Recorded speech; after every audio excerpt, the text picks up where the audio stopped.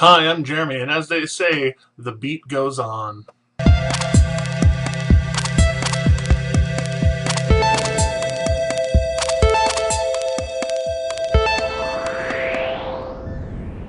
before I get to the where protests are swelling up where in the world news, I'm going to talk about the protests that are going on kind of here in America. First off, in Chicago, we talked about the teacher strike where a bunch of teachers walked out last week, and it's still going on. And apparently, Mr. Emmanuel, who runs that city, who used to be a big Barack Obama guy, he did, and now he's running Chicago.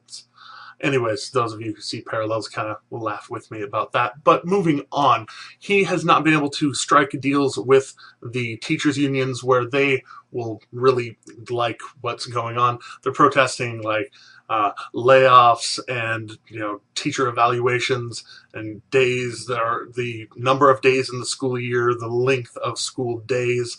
Like, they're protesting a bunch of things, and apparently all of these things are things that by state law in the great state of Illinois, they can't actually strike because of. And so Rahm is trying to get things done, but at the same time, he and the school district are like, by the way, you're breaking laws. Let's stop breaking laws and get back to, teaching the children's. But being angry is so much more fun.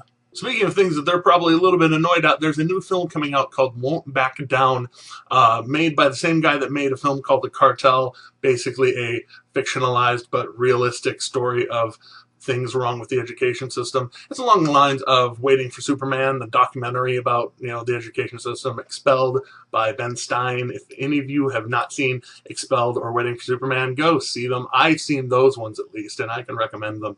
But this new film, Won't Back Down, was actually screened at the DNC and received rave reviews from the left, and apparently it really vilifies bad teachers, and particularly bad teachers that are backed by unions and can't get fired and things like that. So I want to know what it's all about. If it's angering teachers' unions into striking, I think it might be okay.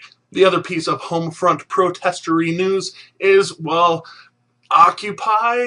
I'm sorry, we're still talking about it, and I'm sorry that it's still a thing, but they apparently Occupy Wall Street, the original, powerhouse of the Occupy movement, gathered together today to celebrate the fact that they gathered together a year ago to try and protest Wall Street, and they actually tried to stop people from going into Wall Street this morning.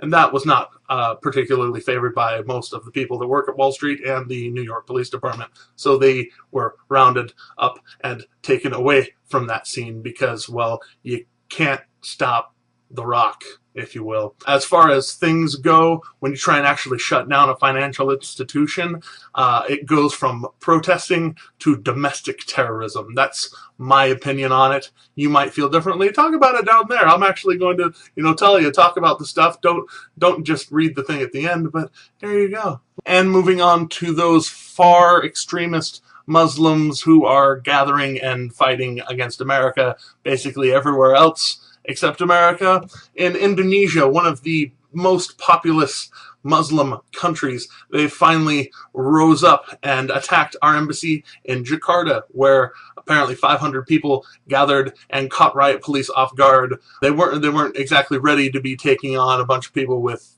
pieces of pavement and throwing, and well, a lot of people got hurt. Apparently nobody's died so far, hopefully, probably. Let's keep hoping for that. Moving on to what we talked about on Friday about the troops in Afghanistan at Camp Leatherneck and other places who were attacked by Taliban fighters. Apparently that fighting has been continuing throughout the weekend, and now 4 more troops died today, and 8 total coalition troops of other nations have been killed also. This is bad because apparently people aren't used to the idea of movies being shown on YouTube, and apparently the disgrace of Muhammad is that bad. I mean, I'm sorry, like, I understand getting offended, I do, but not militantly. I'm sorry. Let's move on. This depresses me. And on to news that kind of makes me happy in the inside places as well as the outside places. Warp drive, apparently, is feasible. They're doing up models and things now at NASA because they're not going into space right now very often, so they have to do something. That's a cheap shot of the president. And now on to news that kind of makes me happy on the inside places as well as the outside places. Apparently, they have been working on making warp drive, like Star Trek-y warp drive stuff, possible. And not only possible, but feasible. And not only feasible, but actually designing it where this sphere pod thing on the inside of this ring thing can travel through space-time.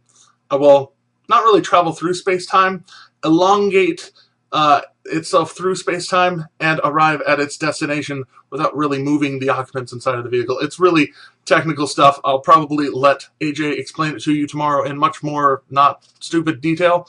But the point is, wow. If you're not impressed by people with smart brains, wait until they can go 10 times faster than the speed of light. Speaking of things that make you go, wow. Man in Nevada by the name of Walter Samazko. I hope I'm saying that right-ish.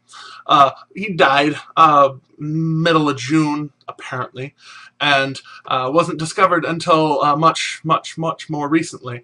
And, you know, that's sad enough. His neighbors really didn't know. He was kind of a recluse.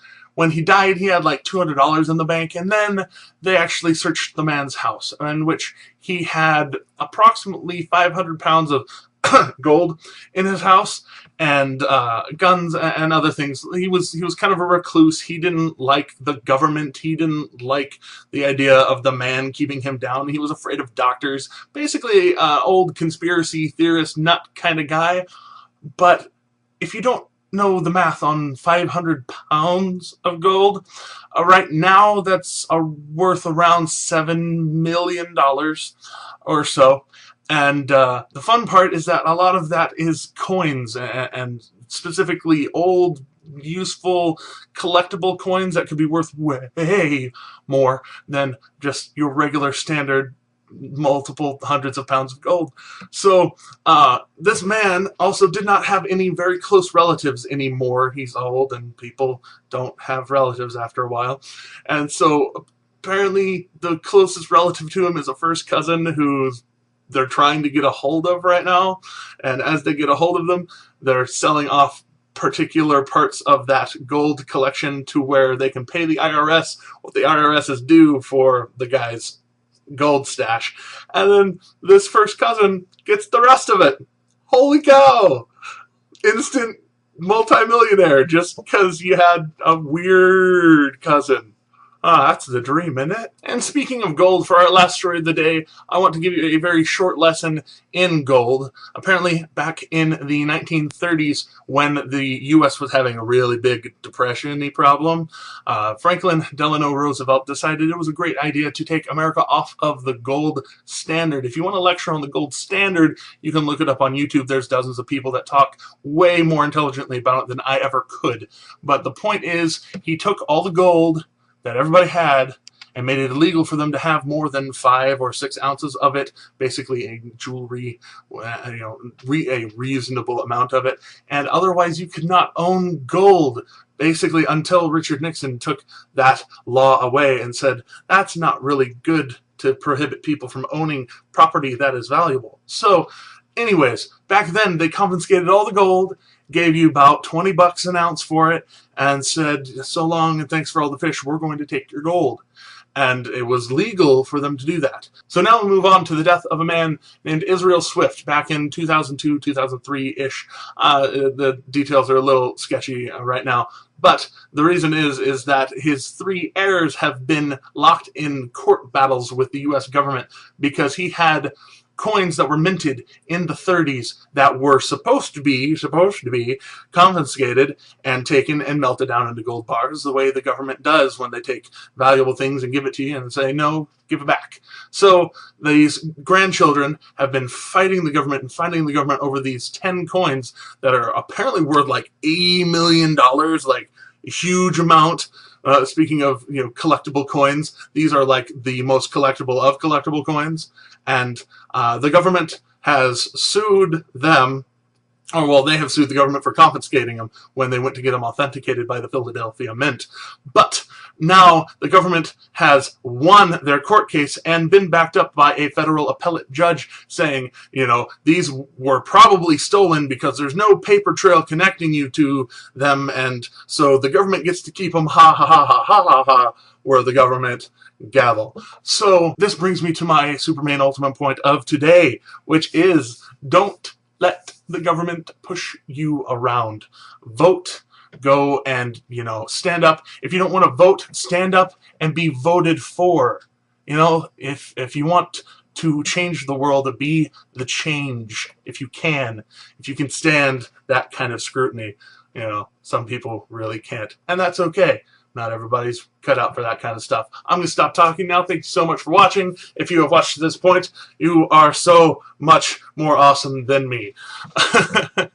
Like, favorite, subscribe on YouTube, and share this with your friends. I love all of you, and I will see you soon.